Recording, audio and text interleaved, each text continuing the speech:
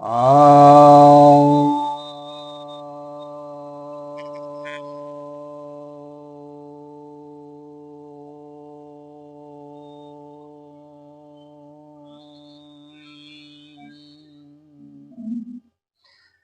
सभी भक्तजनों को सप्रेम नमन। तो आज आपकी जिज्ञासा का समाधान लेकर आया हूं, और जिज्ञासा यह ही है कि क्यों हिंदू देवी देवताओं के वाहन वे ही हैं जिन्हें आम लोग भारत में जानते हैं, अन्य जो विलुप्त प्रजातियां हो गई हैं वे क्यों नहीं? इससे तो लगता है कि हिंदू धर्म नवीन है।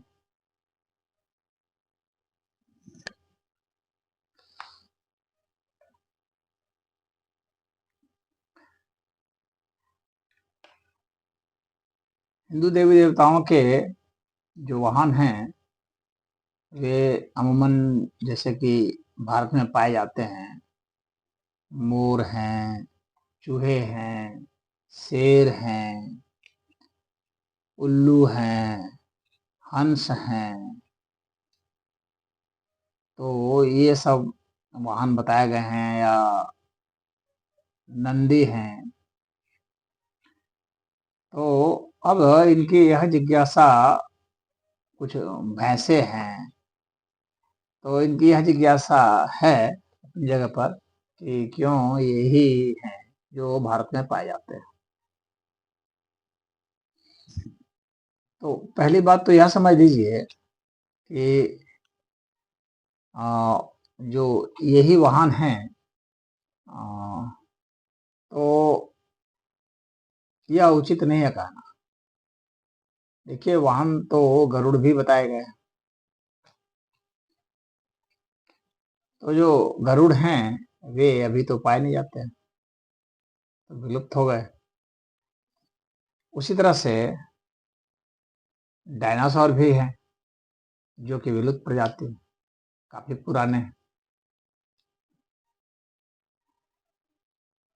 तो और ये जो डायनासोर है यह हिंदुओं के मंदिरों में पाया जाता है। बल्कि डायनासोर सबसे पहले हिंदुओं के मंदिरों में ही देखा गया है। वैज्ञानिक सब बाद में पता लगा है। वैज्ञानिक सब तो 19वीं शताब्दी में पता लगा है डायनासोर के विषय में। और हिंदुओं का जो मंदिर है, जैसे अंकोर वट का मंदिर है, विष्णु मंदिर, तो उसमें डायनासोर के चिन्ह अंकित हैं। वे तो 10वीं 11वीं शताब्दी के हैं। तो जाहिर सी बात है कि पहले के मंदिरों में जो डायनासोर का चित्रण है वह बहुत ही पुराना है, जो विलुप्त है। तो यह आरोप भी आप नहीं लगा सकते हैं कि सिर्फ वे ही हैं। अब वाहन की जो बात है कि आखिर वाहन क्या है, वाहन तो आपको यह समझाने के लिए है।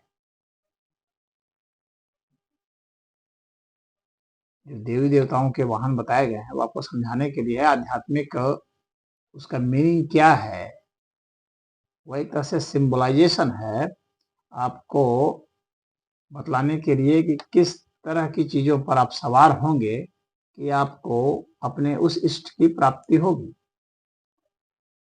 जिस पर आप सवार होंगे उसके क्या गुण चरित्र हैं उसको आप समझिए, और उसके बाद उसको लागू कीजिए, तो ही आपको प्राप्ति होगी, अन्यथा ऐसे प्राप्ति नहीं होगी। जैसे उदाहरण के लिए लक्ष्मी का वाहन उल्लू बताया गया है। तो जिस तरह से उल्लू रात को शिकार कर लेता है, उस तरह से जो रात को भी जाग करके शिकार कर सकता है, धन उसके पास, धन उसी के पास आएगा जो मौका को गवाता नहीं है और जिसका वार खाली नहीं जाता, जो रात को भी जागता रहता है, तो उसको वह मिल जाएगा। उतना जो अलर्ट हो सकता है, उतनी जिसकी फ्लाइट होगी, जितनी स्पीड होगी, वही सरवाइव करेगा, वही धन लेगा, वही शिकार पकड़ेगा। तो ये सब तो आपको समझाने बुझाने के लिए, मंतव्य के लिए वाहन इस तरह से बताए जाते हैं। ऐसा नहीं है कि उसका वाहन वही है, ऐसा कहीं कोई नहीं है। वो आपके भीतर की शक्ति का ही नाम है देवी देवता, और कहीं शक्ति बाहर को और कोई अलग से कोई प्राणी नहीं है। जो शक्तियां हैं उन्हीं का नामकरण किया गया है। ऐसा नहीं है कि कहीं बाहर कोई लक्ष्मी जी बैठी हुई हैं और वो जो है उल्लू पर बैठ करके आएंगी। गणेश जी कहीं बाहर हैं सूंड लगा करके, और वे ही वहां से आएंगे आप पूजा करेंगे, तो ऐसा कुछ नहीं है। वो तो विभिन्न शक्तियों के नामकरण हैं, और वे शक्तियां कैसे जागृत होती हैं उसके लिए वाहन होता है। वहां पर वाहन का संकेत है कि उन शक्तियों को जागृत करने के लिए, उन शक्तियों को लाने के लिए। वाहन का मतलब जो लाने जाने का काम करता है। अब यहाँ पर आप ऐतिहासिक नजरिए से जो आप देखने की कोशिश कर रहे हैं कि जो है भारत में जब ये सब पशु पक्षी हैं तब से देवी देवता है। कहने का यहाँ पर तात्पर्य यही है, इनका पूछने का तात्पर्य यही है कि जब से ये वाहन है तब से ही देवी देवता है, उसके पहले नहीं थे। तो भैया ऐसी बात नहीं है। वह तो हमने, मनुष्यों ने, जिन्होंने शक्तियों को जाना है, तो उन्होंने चित्रण किया है कि शक्तियां किस तरह से आती जाती हैं, कैसे आती जाती हैं। ऐसा नहीं है कि जब मनुष्य नहीं था तो शक्तियां नहीं थी, शक्तियां तो तब भी थी। ऐसा नहीं है कि मनुष्य नहीं था तो सूरज नहीं था, कि चांद नहीं थे, कि तारे नहीं थे, कि प्रकाश नहीं था, कि विद्युत नहीं था। ये शक्तियां जो है वो तो पहले भी थी। मनुष्य के नहीं रहने से क्या हुआ, अन्य प्राणी थे ना। तो शक्तियां तो पहले भी थी, मनुष्यों ने उसे जाना है। और मनुष्यों ने जब जाना है तो वे शक्तियां कैसे प्रकट होती हैं, कैसे आती हैं जाती हैं, किस तरीके से, उसका वर्णन जो है वाहन के अर्थ में किया गया है। और जहां तक परंपरा की बात है, मनुष्यों में परंपरा की बात है, तो आप इनसे पुरानी परंपरा की चीज और लाइए, दिखलाइए, बताइए कि और इनसे कौन पुरातन, कौन धर्म है विश्व में जो कि इससे पुरातन है, जिसने कि और बहुत पहले की चित्रण कर रखा है। आप उनका नाम बताइए। ऐसा कोई भी नहीं है। सबसे प्राचीन से प्राचीन अगर मनुष्यों में कुछ मिलता है तो वह सनातन धर्म का ही मिलता है। पेड़ पूजने की बात है, पहाड़ पूजने की बात है, सूरज चांद आकाश ये सब पूजने की बातें हैं। प्राकृतिक पूजा है या शक्ति पूजा है। पदार्थ की पूजा करें, चीज की पूजा करें, या शक्तियों की पूजा करें, या भावनाओं की पूजा करें, या आत्म तत्व की करें, किसी भी चीज की बात करेंगे या पूजा के, तो सबसे पहले सनातन धर्म में ही इसका वर्णन मिलता है, अन्य और कहीं भी नहीं मिलता है। और जो भिन्न भिन्न प्रकार के जो ट्राइब रहे हैं और विश्व के अन्य जगह में, वे प्राकृतिक पूजा करते आए हैं, वे भी करते आए हैं। तो वे भी प्राकृतिक करते आए, तो भारत में भी जो रहे हैं वे लोग पूजा करते आए हैं प्राकृतिक चीजों की। तो यहाँ तो फिलॉसफी पहले से ही रही है, पूजा पद्धति पहले से ही रही है, इससे प्राचीन कोई नहीं रही। अधिक से अधिक यह हो सकता है कि भारत में जो लोग पूजा कर रहे थे तो अन्य भी जगह कहीं कहीं जनजातियां थी, ट्राइबल थे, वे भी पूजा कर रहे थे। अधिक से अधिक आप समकालीन तो कह सकते हैं, लेकिन इससे प्राचीन नहीं कह सकते हैं।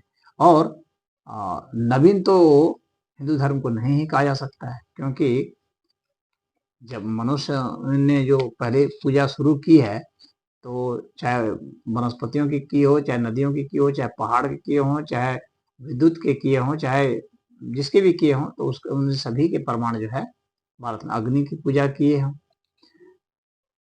जल की पूजा किए हों, इन सभी के प्रमाण जो है हिंदू धर्म शास्त्रों में मिलते हैं, अन्य किसी में नहीं मिलते। अगर किसी का कोई ग्रंथ है जिसमें ऐसा है तो आप बताएं। तो इससे हिंदू धर्म सबसे प्राचीन सिद्ध होता है। नवीन तो बिल्कुल सिद्ध नहीं होता। और जो भी वाहन बताए गए हैं, ये वाहन तो मनुष्यों से पहले के ही है। कोई ऐसा पशु पक्षी नहीं है जो कि मनुष्य के बाद का है, सब मनुष्य के पहले का ही है। चाहे आप मोर को ले लें, चाहे हाथी को ले लें, चाहे चूहे को ले लें, चाहे शेर को ले लें, चाहे आप बैल को ले लें, जिसको भी आप ले लें, वे सारे मनुष्यों के पहले के हैं, मनुष्य ही सबसे बाद में हुआ है। तो जितने भी देवी देवताओं के वाहन हैं, वे सब मनुष्यों के पहले के हैं। तो जाहिर सी बात है, जब मनुष्यों के पहले से हैं वे, तो मनुष्य जब भी चित्रण करेगा तो उनका ही करेगा ना जो उनसे पहले का है। तो इससे वह नवीन कहाँ सिद्ध होता है, वह मत नवीन कहाँ सिद्ध होता है, कहीं नहीं होता है। आपकी ये जो लॉजिक है वह सही नहीं है। इससे प्राचीन आप कुछ भी नहीं दिखा सकते, किसी भी ग्रंथ का, किसी भी अन्य मत का नहीं दिखा सकते। हरिओम।